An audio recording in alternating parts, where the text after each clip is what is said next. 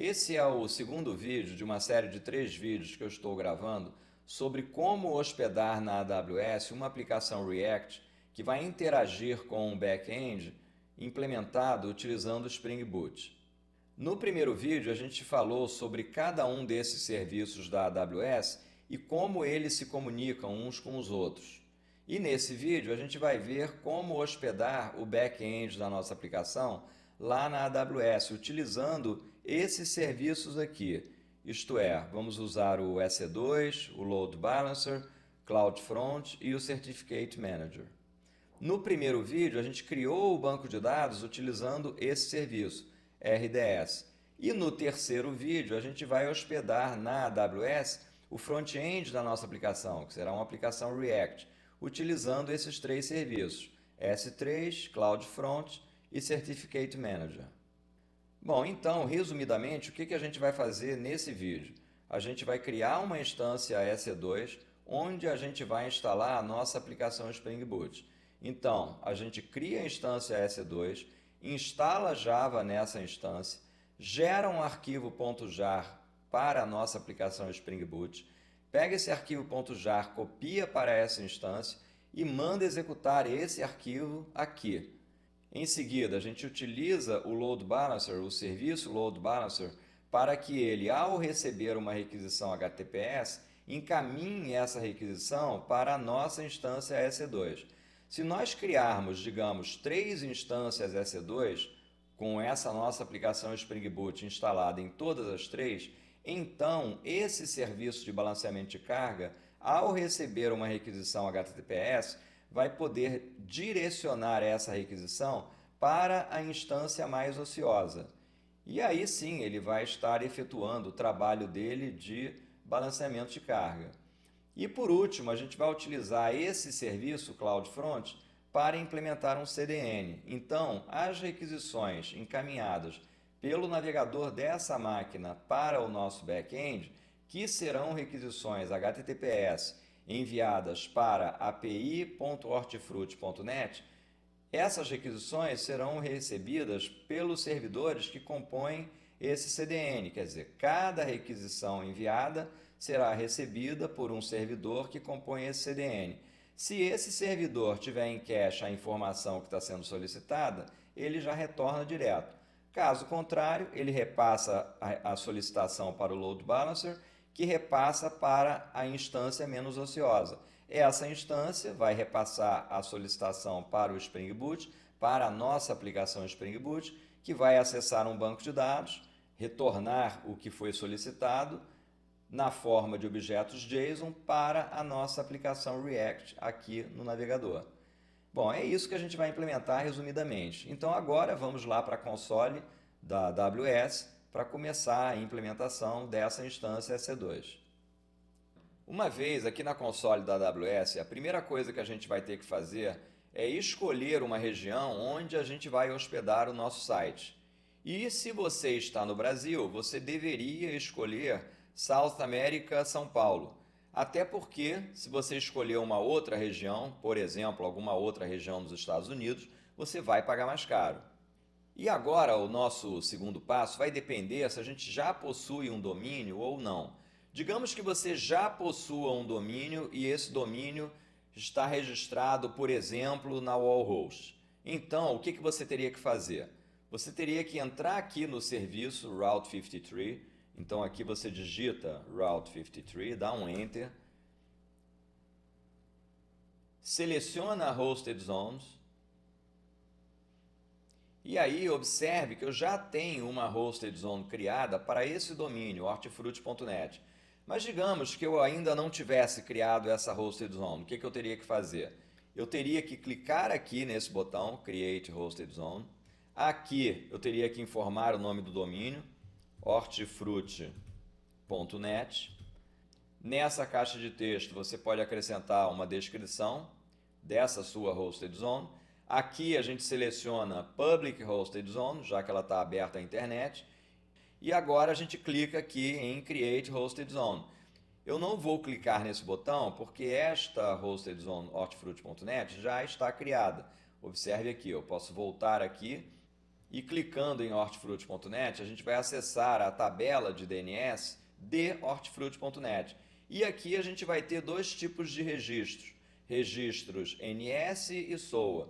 E o que significa isso? O que é um registro NS? O registro NS ele vai ter aqui um conjunto de endereços. Cada endereço, observe que são endereços de servidores da AWS. E para que servem esses endereços? São endereços de servidores que sabem responder onde está hospedado o domínio hortifruti.net. Então, se você tem o seu domínio registrado lá na Wallhost, por exemplo, você vai precisar pegar esses endereços aqui e copiar lá para a Wallhost, cadastrar lá na Wallhost. Então, se chegar uma requisição para o seu domínio na Wallhost, ela saberá para quem ela deve perguntar qual o endereço IP do servidor ou dos servidores que hospedam o seu domínio.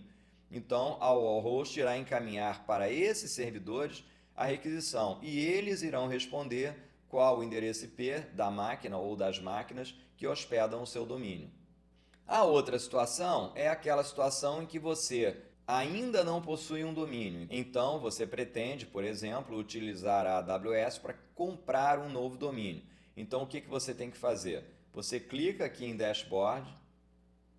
Aqui em Register Domain, você informa o nome do domínio que você deseja comprar. Digamos que eu quisesse comprar o domínio hortifruti.io. Então, eu clico aqui em Check para verificar se esse domínio está disponível.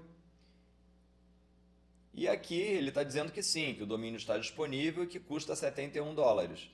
Então, o que você teria que fazer? Clicar nesse botão Select, se você quiser comprar, efetuar a compra. Lembra que quando você cria uma conta na AWS, você fornece o número de cartão de crédito. Então, essa compra do domínio, esse valor de $71, vai ser debitado no seu cartão de crédito. E aí, uma vez comprado esse domínio, será criada uma hosted zone para este domínio, hortifruti.io. Então, são essas as duas situações, digamos duas situações comuns. Não são as duas únicas situações, mas são duas situações comuns. Você ainda não tem um domínio, vai poder comprar esse domínio ou pela própria AWS, e aí a sua hosted zone vai ser criada automaticamente, ou então você compra esse domínio através de outra empresa, como o Wallhost, por exemplo, ou GoDaddy, e aí para hospedar esse seu domínio na AWS, você terá que entrar no serviço Route 53 e criar a sua hosted zone. No meu caso, o domínio hortifruti.net foi comprado na própria AWS. Então, acessando aqui Route 53 e Dashboard, observe que aparece aqui um domínio registrado, quer dizer, é o domínio que eu comprei através da própria AWS, e aqui uma hosted zone criada, que é a hosted zone que foi criada para esse domínio que eu comprei, que é o hortifruti.net. Então, clicando aqui, a gente acessa novamente essa página onde tem hortifruti.net e clicando nele, aparecem aqueles registros NS, que eu já expliquei para que serve, e SOA. Esse registro SOA, para que ele vai servir? Ele serve para indicar quem é o servidor responsável pela gerência do seu domínio.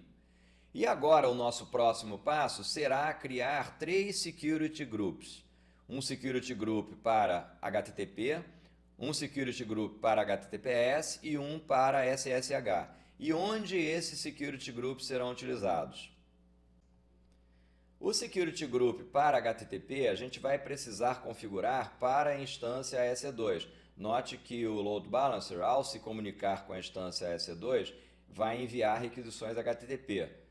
E, além disso, a gente vai precisar configurar para a instância EC2 também o security group SSH. Por quê? Porque no momento que a gente quiser enviar a nossa aplicação Spring Boot para a instância EC2, a gente vai fazer isso utilizando o comando scp que utiliza SSH.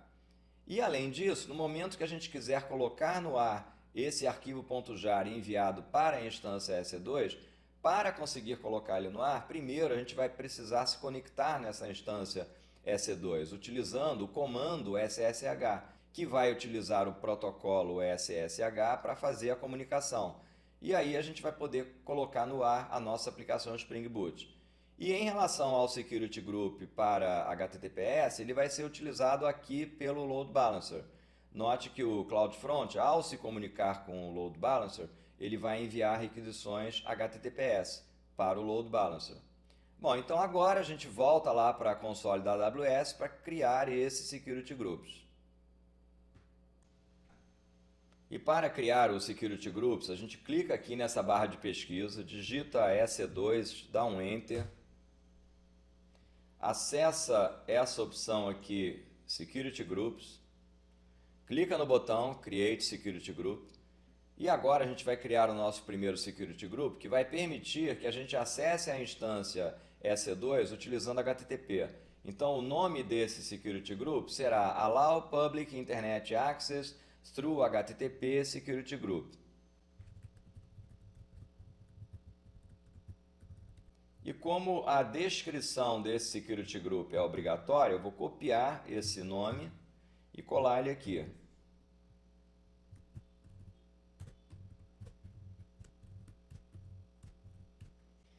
E como regra de entrada, a gente vai definir que o protocolo utilizado tem que ser HTTP,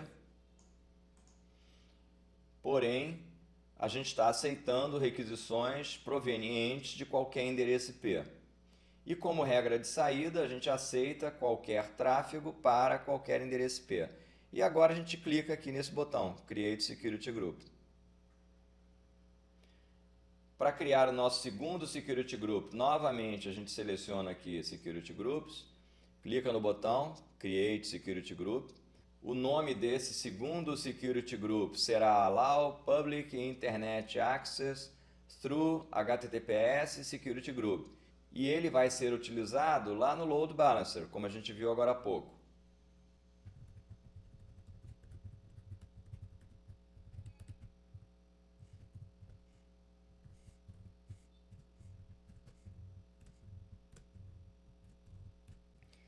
E como regra de entrada para esse Security Group, o protocolo será HTTPS. Então aqui a gente seleciona HTTPS e vamos permitir que sejam enviadas requisições HTTPS para o Load Balancer a partir de qualquer endereço IP. E como regra de saída, a mesma coisa. Qualquer tráfego para qualquer endereço IP. E novamente aqui a gente clica em Create Security Group. E o nosso último Security Group, vou clicar aqui, Create Security Group. Esse último Security Group será para permitir que a gente consiga se conectar na instância EC2 utilizando o SSH. Então o nome desse Security Group será Allow Connections SSH.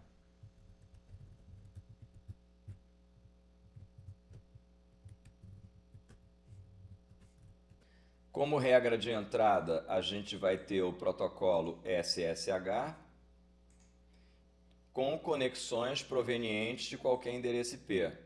E como regra de saída, a mesma coisa, qualquer tráfego para qualquer endereço IP. E aqui, novamente, Create Security Group. Bom, e agora, uma vez criados esses três Security Groups, a gente vai criar a nossa instância EC2. Então, a gente pode clicar aqui em Dashboard e agora a gente clica nesse botão Launch Instance para criar essa instância. Aqui eu vou informar o nome da instância e o nome da instância será Hortifruti-EC2. Nesse ponto aqui a gente seleciona o sistema operacional do servidor que a gente vai querer. Então eu vou escolher Amazon Linux. Observe que Amazon Linux está elegível aqui como Free Tier. Lembra que quando a gente cria uma conta na AWS, a gente pode utilizar a AWS durante um ano gratuitamente, se a gente não extrapolar determinados limites. Aqui a gente seleciona a arquitetura. As duas possibilidades são x86 e ARM, eu vou ficar com o x86.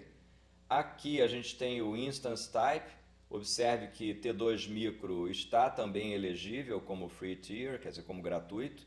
E esse tipo de instância é um tipo de instância indicado para efetuar a prototipação, para efetuar alguns testes e para instalar alguma aplicação que tem um consumo de recursos bastante baixo.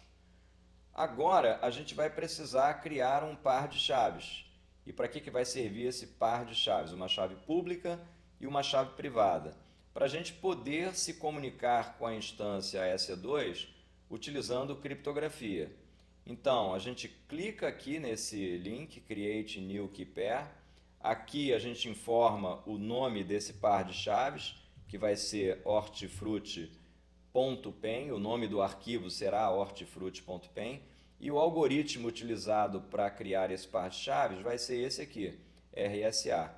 Então agora a gente clica aqui em Create Key Pair, o arquivo hortifruti.pen é enviado para a nossa máquina, então posso clicar aqui nessa pastinha, seleciono ele, dou um Ctrl C e vou jogar aqui na área de trabalho dentro dessa pasta Hortifruti. Então aqui eu dou um Ctrl V. Então daqui a pouco a gente vai acessar essa pasta para poder efetuar uma comunicação da nossa máquina com a instância EC2 que a gente está criando. Mas como é que funciona esse par de chaves? Como é que a gente consegue utilizar esse par de chaves para se comunicar com o servidor utilizando criptografia? Funciona da seguinte forma: tudo que você criptografa utilizando a sua chave privada, o servidor vai poder descriptografar utilizando a sua chave pública. Acontece que todo mundo tem a sua chave pública, não só o servidor, mas todo mundo vai poder ter, ela é pública. Então, normalmente, como é que funciona? Primeiro, se você quer enviar uma informação para o servidor, com a garantia para o servidor de que quem está enviando essa informação é você, então, em primeiro lugar, você precisa criptografar a informação que você quer enviar utilizando a sua chave privada. Isso corresponde a assinar a informação. Então você, ao utilizar a sua chave privada para criptografar uma informação que você vai enviar para o servidor, você está assinando aquela informação. Só que não basta isso, eu não posso assinar a informação e enviar para o servidor, porque aí qualquer pessoa que estiver no meio do caminho vai poder descriptografar e saber o que eu estou enviando. Então, o segundo passo é, primeiro, você assina a informação com a sua chave privada, e depois você criptografa novamente essa informação utilizando a chave pública do servidor. Como o servidor, só ele possui a chave privada dele, no momento que você enviar essa informação para o servidor, só ele conseguirá descriptografá-la, utilizando a chave privada do servidor. Então, o que o servidor vai fazer é isso. Primeiro, ele descriptografa a informação utilizando a chave privada dele. E depois ele vai precisar descriptografar novamente utilizando a chave pública nossa. No momento que ele conseguir descriptografar utilizando a nossa chave pública, ele vai ter a certeza de que quem enviou aquela informação fomos nós. Então, esse processo tem dupla garantia, né? Tem a garantia de que ninguém no meio do caminho vai conseguir descriptografar e ver o que está sendo trafegado de um lado para o outro, e o servidor também terá a garantia de que quem enviou aquela informação foi você, que possui aquela chave privada, tá certo? Então é para isso que a gente vai precisar desse par de chaves. O servidor mantém a nossa chave pública nele, servidor, e o par de chaves, a chave pública e a chave privada, são copiados para o cliente, como a gente fez. A gente colocou naquela pasta chamada Hortifruti lá no desktop, certo? Bom, agora aqui em Network Settings a gente vai ter que definir quais security groups a nossa instância EC2 vai utilizar. Então a gente seleciona aqui Select Existing Security Groups e agora aqui a gente vai selecionar os dois security groups. Esse security group para HTTP e o segundo security group para SSH. São esses dois aqui. Agora eu clico aqui em Show All Selected para ele mostrar esses dois security groups que nós selecionamos. Aqui em Configure Storage a gente não vai precisar mexer em nada. E por último, em Advanced Details, lá no final a gente vai precisar acrescentar dentro dessa caixa de texto, User Data, um script, que é esse script aqui. E o que esse script vai fazer? Essa primeira linha do script está dizendo que o interpretador que vai ser utilizado para executar esse arquivo será o interpretador bash. Essa segunda linha está indicando que se lá no servidor, isto é, na instância EC2, tiver alguma dependência que ainda precise ser instalada, essa dependência será instalada com essa linha de código aqui. E essa terceira linha de código está pedindo para que seja instalado Java 21 no servidor, na instância EC2.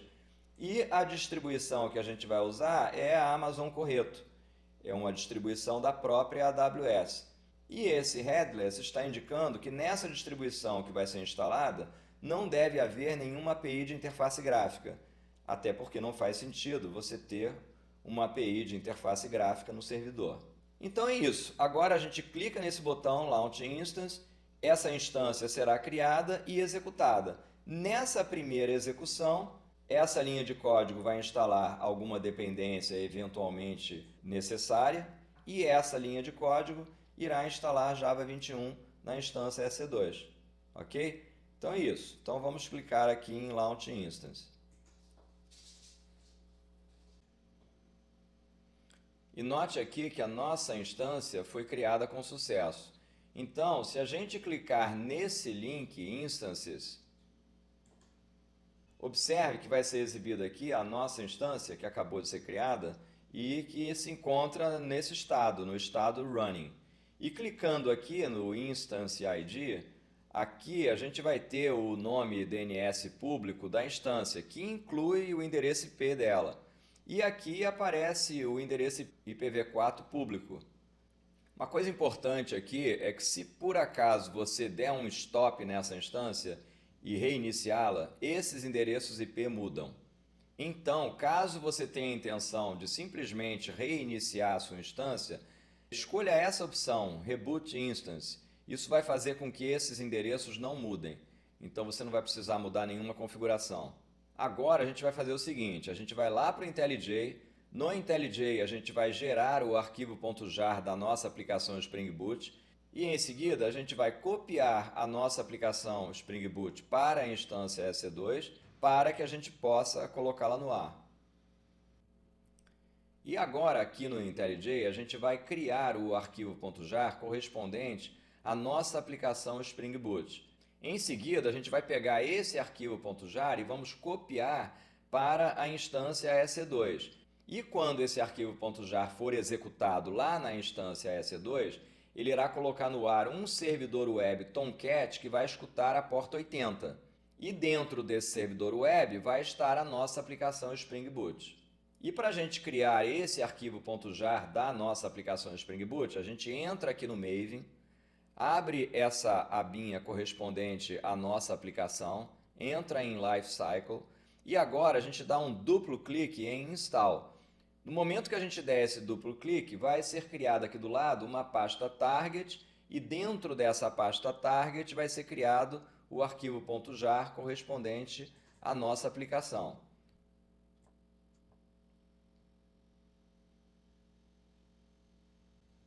Repare que o build do projeto foi executado com sucesso e aqui foi criada a pasta Target. Descendo aqui mais um pouquinho, a gente encontra o arquivo .jar da nossa aplicação. Então agora a gente clica aqui com o botão direito do mouse, dá um copy. Agora a gente vai lá para o desktop do meu computador.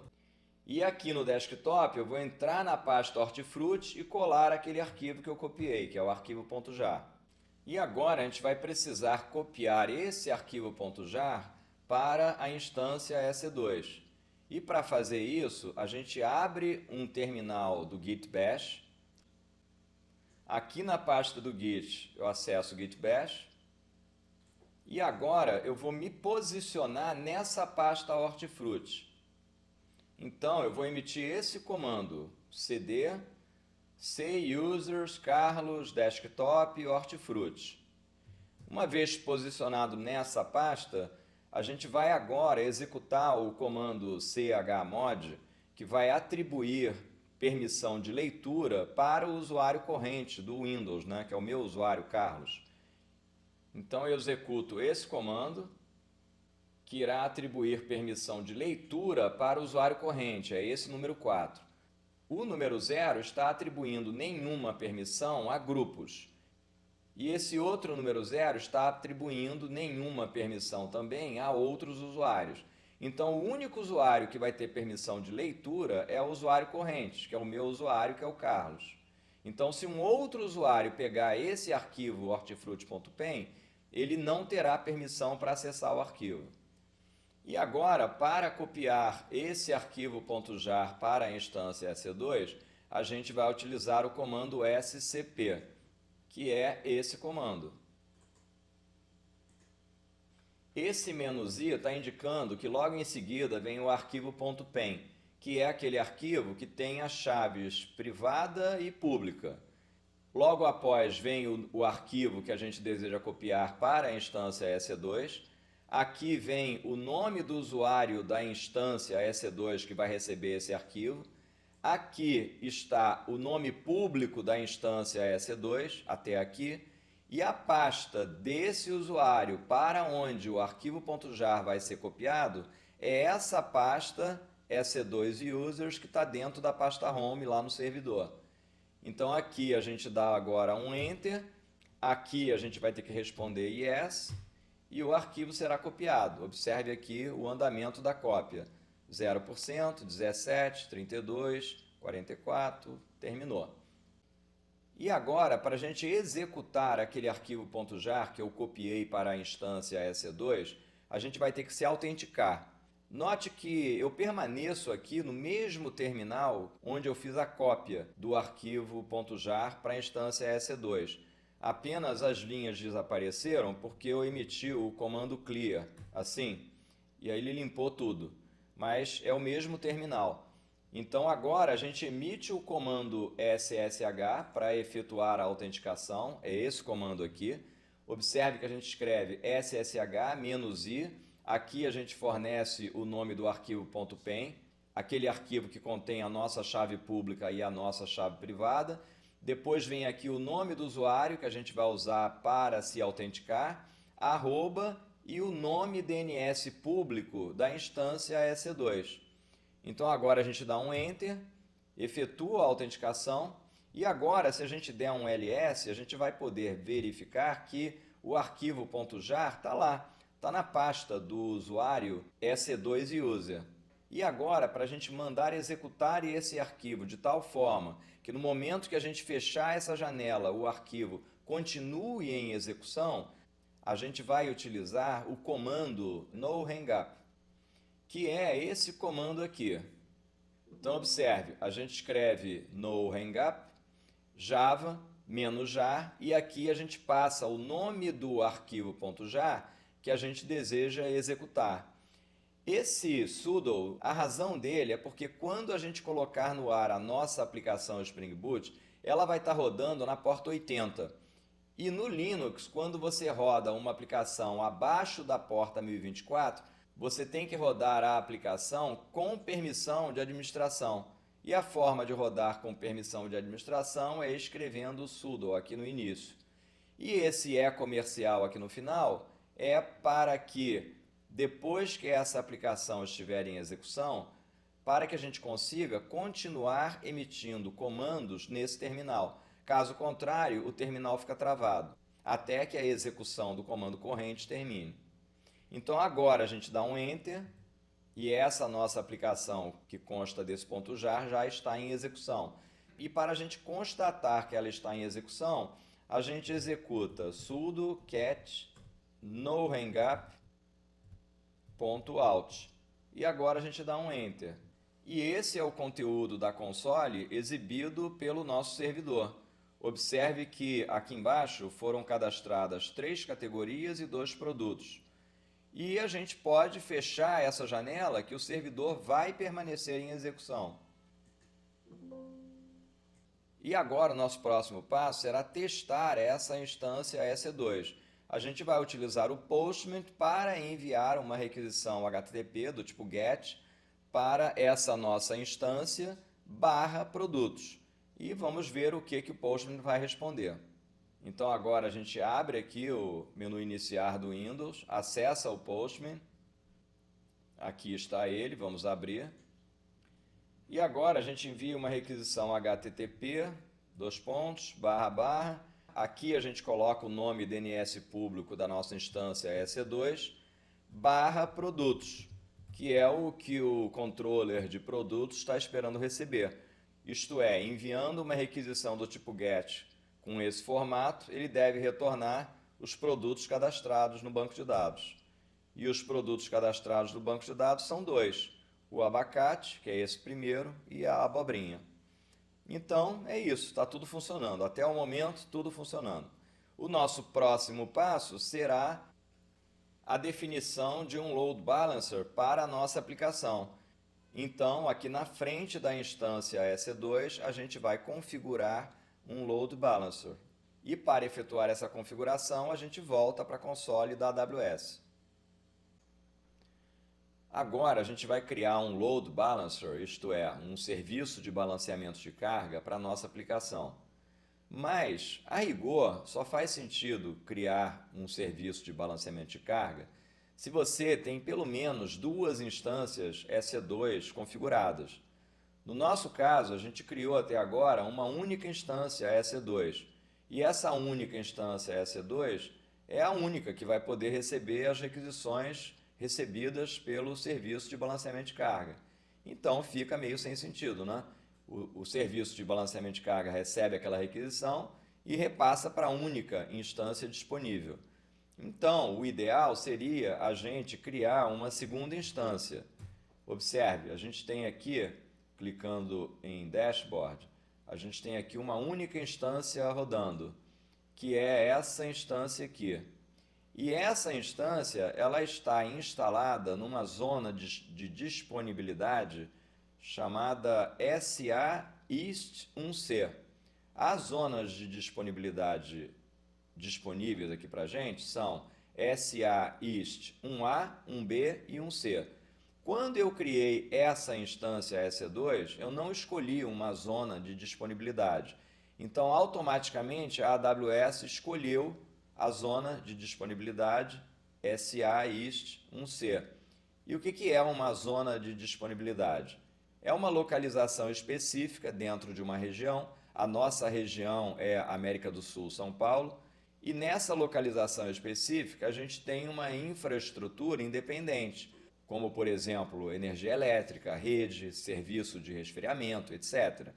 Então, se a gente tem uma instância EC2 em uma determinada zona de disponibilidade, se essa zona de disponibilidade falhar, seria interessante ter uma outra instância EC2 em outra zona de disponibilidade, certo? Então, uma falhando, a outra permanece no ar e continua atendendo os nossos usuários. Quando a gente cria um serviço de balanceamento de carga, o que esse serviço vai fazer é distribuir a carga entre instâncias EC2 diferentes. E o ideal é que essas instâncias EC2 estivessem configuradas para zonas de disponibilidade diferentes. Bom, nós só temos uma instância EC2 e não vamos criar uma segunda. Vou ficar só com ela. E agora a gente vai criar esse serviço de balanceamento de carga. Então, para criar esse serviço, a gente vem aqui embaixo e clica aqui em Load Balancers. E agora a gente clica nesse botão Create Load Balancer. E observe que os tipos de Load Balancers possíveis são esses três. O que a gente vai usar, que é um serviço de balanceamento de carga para aplicações que vão receber tráfego HTTP e HTTPS, é esse aqui. Então a gente clica nesse botão Create. Aqui a gente vai informar o nome desse Load Balancer. Eu vou chamar de Hortifruti-LB. Aqui a gente seleciona a Internet Facing, já que esse nosso Load Balancer vai estar aberto para a internet. Nesse ponto aqui a gente vai ficar com a configuração default de rede, parte de segurança. E observe que aqui embaixo a gente tem as zonas de disponibilidade.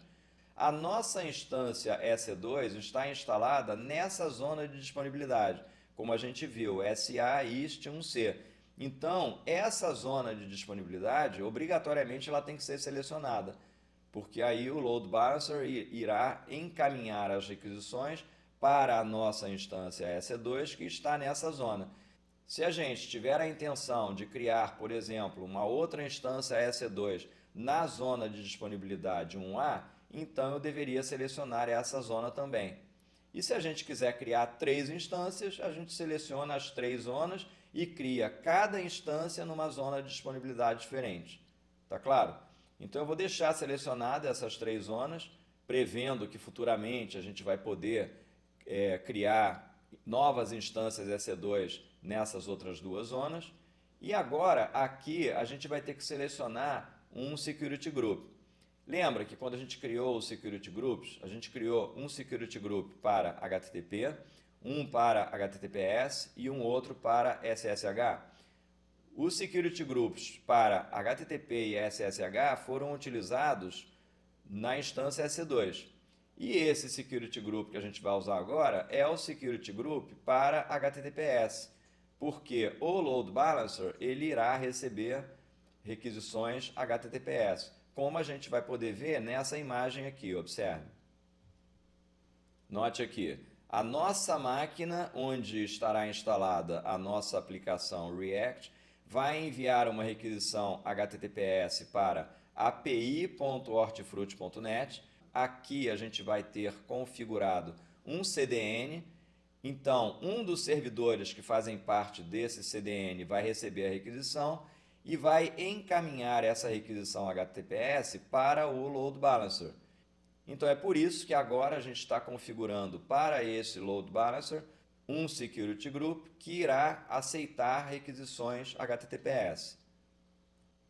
E agora a gente vai ter que configurar para esse Load Balancer um Listener.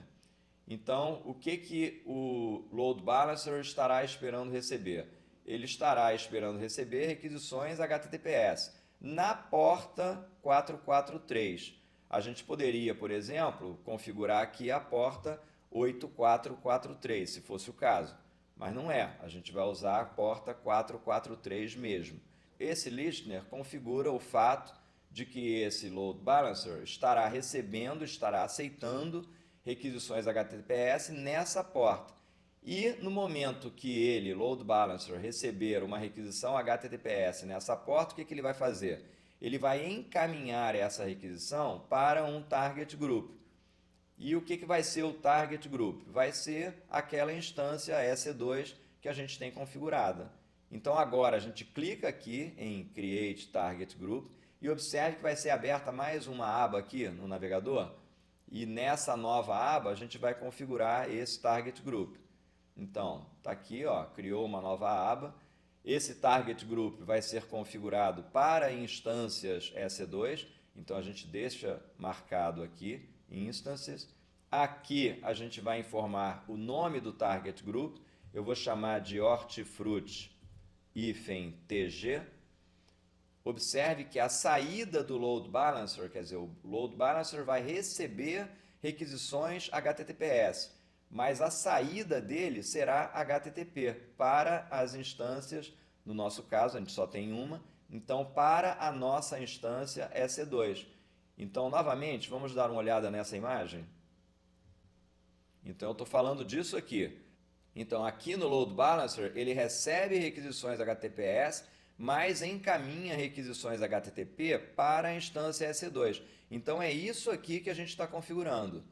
Então agora a gente volta lá para a console da AWS e aqui a gente muda de HTTPS para HTTP.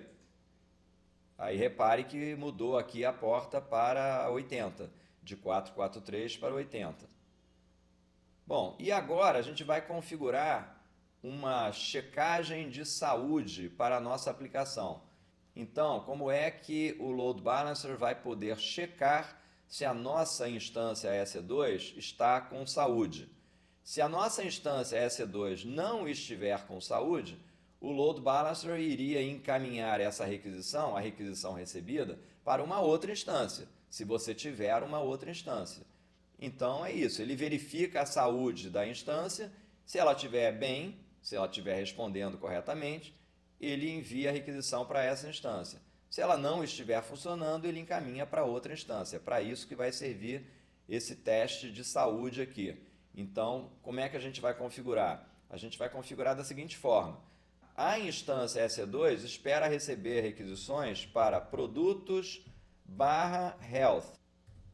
Então, chegando para a nossa instância EC2 uma requisição para /produtos/health, um determinado método vai responder a essa requisição, indicando para o load balancer se aquela instância está ou não com saúde.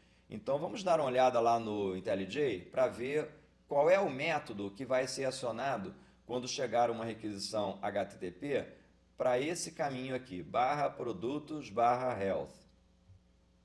Então note que o método que vai ser executado é esse aqui. Então, chegando uma requisição para /produtos/health, esse método health será executado. E o que ele vai retornar? Ele vai retornar simplesmente o string OK com um status, HTTP status de OK. Então ele vai retornar o status HTTP 200, dizendo que correu tudo bem. E aí, voltando lá para a console da AWS, o load balancer irá saber que essa instância está funcionando bem e irá encaminhar a requisição recebida para essa instância. E agora a gente clica aqui em Next, seleciona as instâncias que vão atender a esse load balancer. Observe que se a gente tivesse aqui mais de uma instância, a gente teria que selecionar todas elas. E aqui a gente coloca a porta que está sendo escutada por cada uma das instâncias.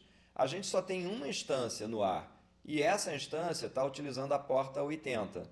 Caso a gente tivesse uma segunda instância utilizando uma outra porta, eu colocaria aqui uma vírgula e o número dessa outra porta, por exemplo, que não é o nosso caso, a gente só está escutando essa instância, só está escutando a porta 80. Então agora com essa instância selecionada, a gente clica nesse botão, Include as pending below. E agora a gente clica nesse botão, Create Target Group. E aí observe que o nosso Target Group foi criado com sucesso. Então agora a gente volta aqui para a criação do nosso Load Balancer. A gente agora clica nesse botão para atualizar esse combo e agora a gente seleciona o nosso Target Group, que é o Hortifruti TG. E essa configuração está pronta, isto é, chegando uma requisição HTTPS para a porta 443, essa requisição será encaminhada para esse Target Group. Então a nossa instância EC2 irá receber uma requisição HTTP na porta 80. E agora, o que mais que a gente tem que fazer? Observe, aqui embaixo a gente vai ter que configurar um certificado digital. Por quê? Porque o Load Balancer ele está recebendo requisições HTTPS. Então, por essa razão, a gente precisa configurar para ele, Load Balancer, um certificado digital. A gente vai usar um certificado digital emitido pela própria AWS. Então, a gente vai usar o serviço da Amazon Certificate Manager. É esse ACM aqui. E aqui a gente clica nesse link para solicitar a emissão de um certificado digital que a gente vai poder usar. Então, a gente clica aqui, observe que foi aberta aqui uma nova aba no navegador. E agora a gente clica nesse botão Request para solicitar a emissão de um certificado digital. Esse certificado digital será um certificado público, a gente clica aqui em Next, em seguida a gente informa o Fully Qualified Domain Name, quer dizer, qual é o Fully Qualified Domain Name? Será api.hortifruti.net, isto é, a nossa aplicação React irá enviar requisições HTTPS para api.hortifruti.net. Essas requisições HTTPS chegarão mais adiante, a gente ainda não configurou o CloudFront, mas a gente irá configurar. Essas requisições chegarão em um CDN, configurado pelo CloudFront. E esses servidores que compõem o CDN irão encaminhar as requisições recebidas para o load balancer. Então, o cliente envia uma requisição HTTP para api.hortifruti.net. O cliente é a nossa aplicação React, né? Ela envia uma requisição para esse endereço. Um servidor que faz parte do CDN recebe essa requisição, verifica se ele tem em cache o que a nossa aplicação React está pedindo. Se ele não tiver essa informação em cache, ele repassa essa requisição HTTPS para o load balancer. E aí o load balancer vai verificar para qual instância EC2 ele vai encaminhar a requisição. Tá certo? Então por isso é que a gente tem que informar aqui o Fully Qualified Domain Name, quer dizer, a gente vai estar indicando aqui para qual domínio esse certificado terá que ser emitido. Aqui a gente está indicando que a validação do certificado será feita através de DNS Validation, que é o modo recomendado. E para que serve essa validação? Para que a AWS confirme que você realmente tem o controle sobre esse domínio, api.hortifruti.net, para o qual você está solicitando um certificado digital. Então agora a gente clica aqui em Request, o certificado digital é solicitado, e observe que ele está com status de pendente de validação. Então o que a gente vai ter que fazer para que esse certificado digital seja validado?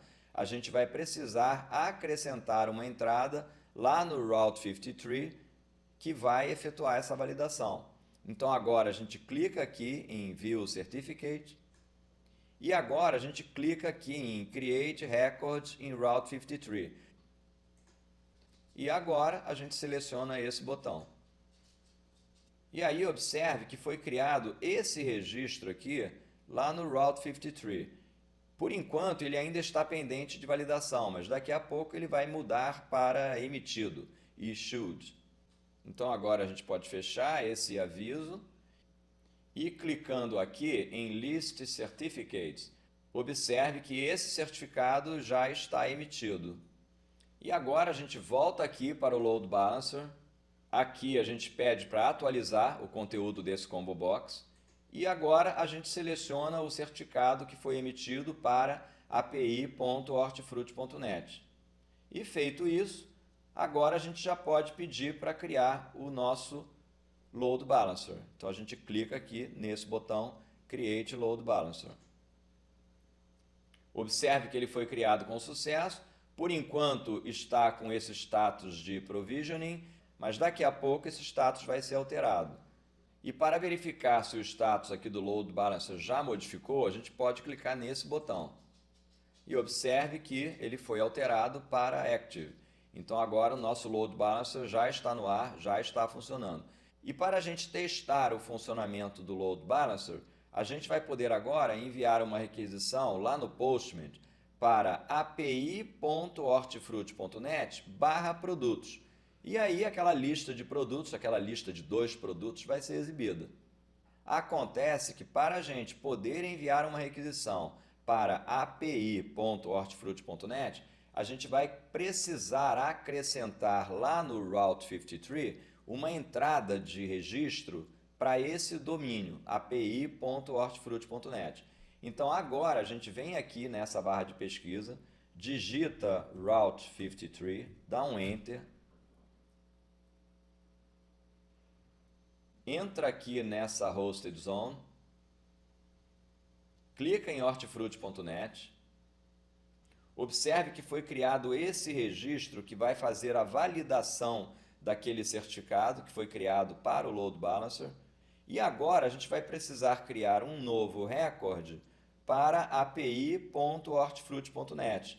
Então a gente clica aqui em Create Record, será um Simple Routing. Agora a gente desce aqui e clica em Next. Nessa janela a gente clica em Define Simple Record. Aqui a gente informa o subdomain, que é api.hortifruti.net. O tipo de registro escolhido será esse aqui, o A.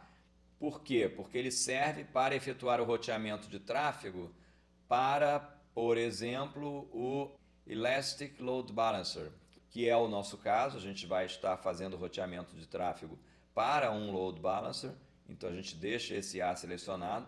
Aqui a gente vai selecionar que a gente deseja um alias para um Application and Classic Load Balancer. Aqui a gente seleciona a região e a nossa região é América São Paulo, então a gente seleciona essa entrada. E aqui a gente seleciona o Load Balancer, que é esse aqui. Agora a gente clica em Define Simple Record e aqui a gente manda criar esse record. Observe que ele foi criado aqui, já está na tabela de DNS de hortifruti.net. E agora a gente pode enviar uma requisição HTTPS para esse domínio, api.hortifruti.net. E é o que a gente vai fazer. Então agora a gente vai lá para o Postman. E aqui no Postman a gente muda essa requisição de HTTP para HTTPS. E aqui a gente substitui esse nome DNS público da nossa instância EC2 por api.hortifruti.net. Então agora a gente dá um Enter aqui e a gente está enviando uma requisição para api.hortifruti.net/produtos. E aí os produtos são exibidos. Então observe, a gente acabou de enviar uma requisição HTTP para o Load Balancer e ele respondeu com aqueles dois produtos que estão cadastrados no banco de dados. E agora, para a gente ver qual vai ser o nosso próximo passo, vamos novamente dar uma olhada naquele diagrama. Então, o que a gente vai fazer agora será a utilização desse serviço CloudFront para implementar um CDN. Então, a nossa aplicação React vai enviar uma requisição HTTPS para um desses servidores que compõem o CDN. Esse servidor, o servidor que receber a requisição, vai encaminhar essa requisição HTTPS para o serviço de balanceamento de carga, naturalmente, se ele não tiver em cache o que a nossa aplicação React está pedindo. Se ele tiver em cache, ele já responde direto. Se ele não tiver em cache, ele encaminha essa requisição para o Load Balancer. O Load Balancer vai encaminhar a requisição para uma instância EC2, no nosso caso, a gente só tem uma instância. Então o Load Balancer vai encaminhar a requisição, na realidade, para o servidor Tomcat que vai estar rodando na instância EC2. Lembra que quando a gente cria uma aplicação Spring Boot, o Spring Boot, por default, coloca no ar um Tomcat. E dentro do servidor Tomcat, servidor web Java, né? Dentro desse servidor web Java Tomcat, a gente vai ter a nossa aplicação Spring Boot rodando. Então a nossa aplicação vai receber essa requisição HTTP e vai acessar o banco de dados, vai recuperar, digamos, os produtos lá que a aplicação React está pedindo, e esses produtos serão retornados para a aplicação React na forma de objetos JSON. Então agora a gente volta lá para a console da AWS e aqui a gente vai utilizar o serviço CloudFront para criar aquele CDN. Então a gente digita aqui CloudFront, dá um Enter, clica nesse botão, Create a CloudFront Distribution. Aqui a gente especifica a origem, quer dizer, os dados exibidos pelos servidores que vão compor esse CDN virão de onde? Qual a origem dos dados? Da onde que eles virão? Eles virão do Load Balancer. Então a gente seleciona aqui o Load Balancer. Aqui a gente mantém selecionado HTTPS Only. Por quê? Porque esse HTTPS Only é a saída do CloudFront, é a saída dos servidores que compõem o CDN.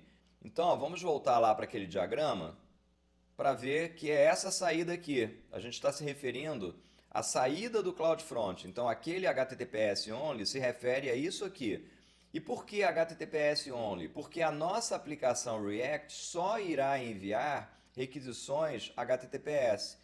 E aí os servidores que compõem o CDN irão encaminhar para o Load Balancer sempre requisições HTTPS. Então, por esse motivo que está selecionado aqui HTTPS Only. E agora a gente desce aqui mais um pouco. Aqui em Viewer Protocol Policy a gente tem que mudar para HTTPS Only também. Por quê? Porque isso aqui se refere às requisições que vêm do browser. Lembra, o que a gente vai ter no browser? A nossa aplicação React. e a nossa aplicação React só irá enviar requisições HTTPS para o CloudFront. Então, por essa razão, aqui a gente seleciona HTTPS Only. E quais os tipos de requisição que a nossa aplicação React irá enviar para o servidor? Todos os tipos, né? Ela vai enviar requisições do tipo GET, do tipo PUT para alterar, POST para cadastrar, DELETE para remover. Então a gente deixa essa opção aqui selecionada. Em relação a cache, a gente pode ficar no default. Pode deixar isso selecionado. Aqui embaixo a gente desmarca o uso de firewall. E nesse ponto aqui a gente precisa adicionar o nome de domínio ou URL para onde a nossa aplicação React precisa enviar as requisições HTTPS. Então aqui a gente digita api.hortifruti.net. E agora a gente vai precisar aqui acrescentar um certificado digital. Porque as requisições que vão chegar nos servidores que compõem esse CDN serão requisições HTTPS. E esse certificado digital não pode ser aquele mesmo certificado que a gente emitiu para o Load Balancer, porque o certificado emitido para o Load Balancer ele foi emitido para a região de São Paulo. E o certificado emitido para o CloudFront tem que ser emitido na região de Norte Virgínia. Então, não pode ser o mesmo certificado. Então, a gente vai ter que clicar aqui em Request Certificate. Aqui a gente clica em Next para requisitar um certificado público. Aqui a gente informa o nome de domínio, que vai ser api.hortifruti.net. Então, você digita aqui o seu nome de domínio. A validação vai ser validação DNS. O algoritmo é esse aqui, RSA, e agora a gente clica em Request. Observe que esse certificado será emitido para a região de Norte Virgínia. Todo certificado emitido para o CloudFront tem que ser emitido para a região de Norte Virgínia. E note que ele mudou automaticamente aqui para a região de Norte Virgínia, porque a gente está emitindo um certificado digital para o CloudFront. Então agora a gente clica aqui em Request. E esse certificado é validado instantaneamente. Observe que ele já está aqui com status de emitido. Por quê? Porque o registro que a gente teria que criar lá no Route 53 para validar esse certificado é o mesmo registro, é esse aqui, é o mesmo registro que a gente criou para validar aquele certificado para o Load Balancer.